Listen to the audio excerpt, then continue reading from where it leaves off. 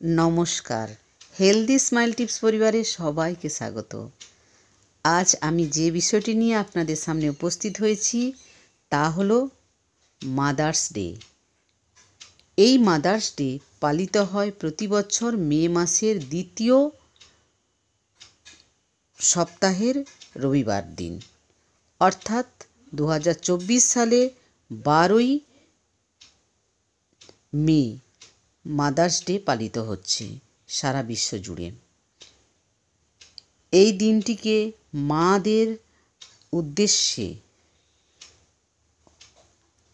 সম্মানার্থে এই দিনটি পালন করা হয়ে থাকে।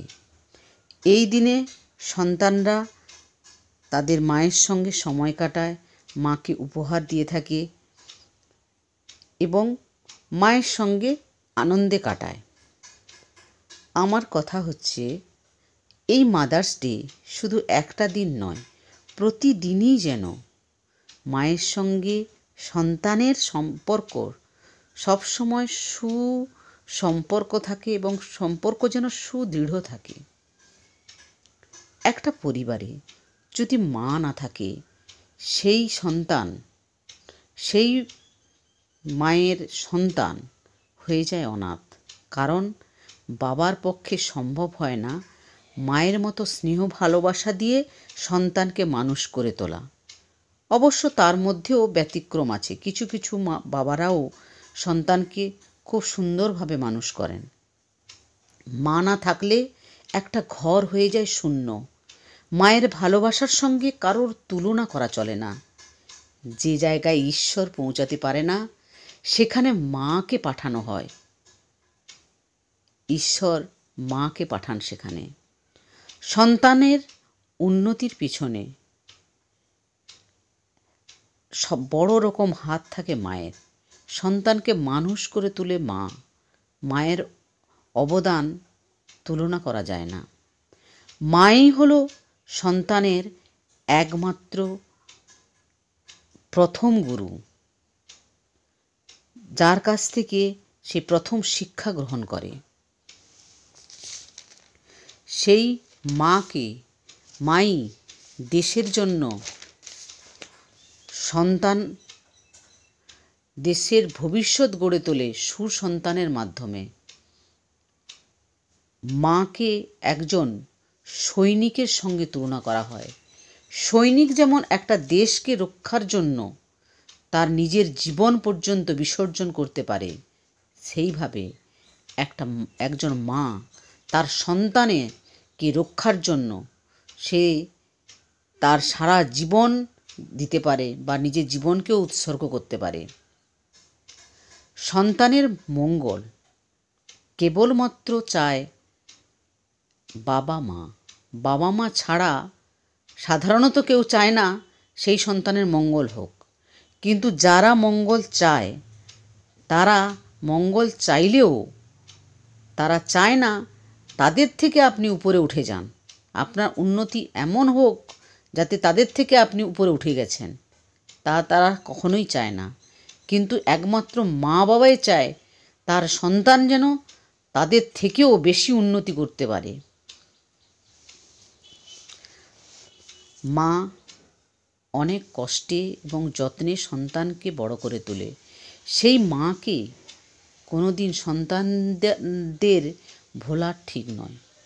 বর্তমান সময়ে দেখা যাচ্ছে বাবা মাকে বৃদ্ধাশ্রমে রেখে আসা হচ্ছে, আর ঘরে থাকলেও মায়ের সঙ্গে কথা বলার সন্তানের সময় নাই।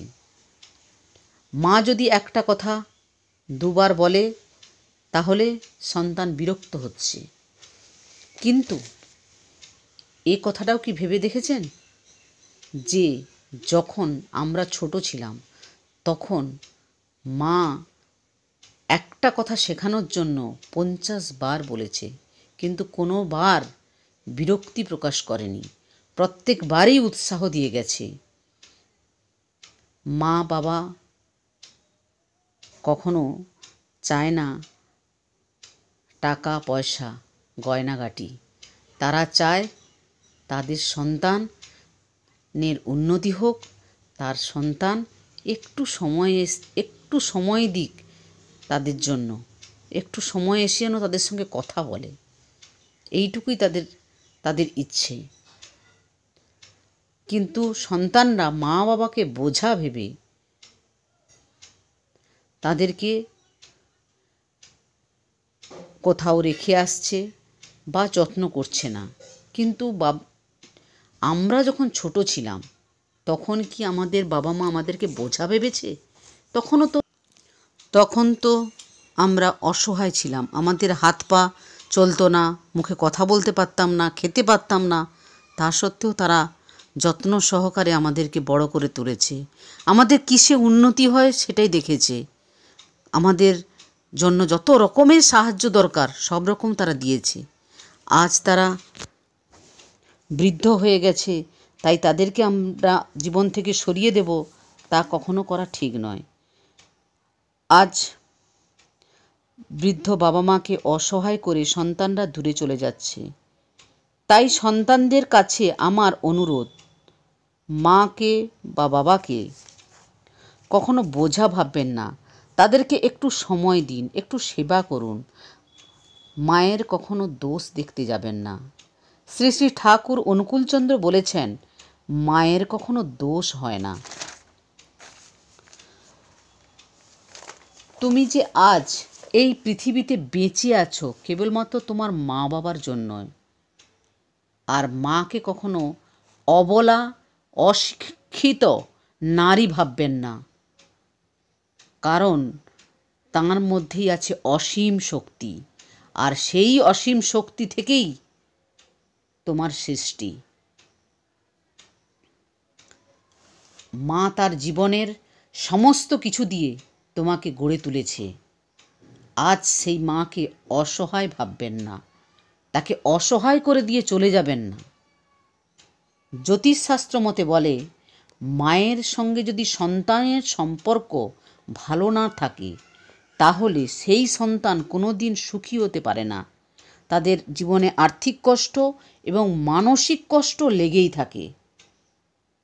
তাই মাকে যত্ন নেবেন, আর এই মাকে যত্ন নিলে আপনার চন্দ্র গ্রহও ভালো থাকবে। এছাড়া স্রষ্টার কাছে সৃষ্টি যদি মাথা না নোয়ায় তাহলে সেই সৃষ্টি ধ্বংস হতে বাধ্য। Happy mother's day. পৃথিবীর সমস্ত মার সুস্থতা কামনা করে এখানেই শেষ করছি। Happy mother's day. নমস্কার।